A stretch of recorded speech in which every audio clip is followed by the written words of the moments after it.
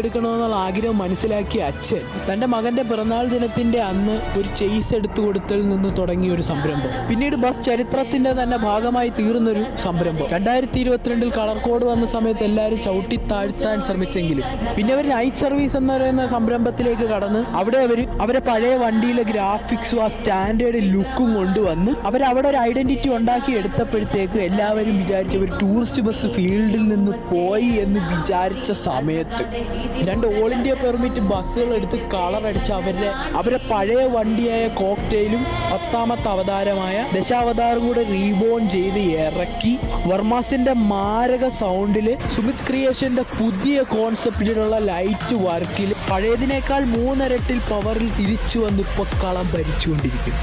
വണ്ണസിന്റെ കഥ ഇവിടം കൊണ്ട് അവസാനിക്കുന്നില്ല.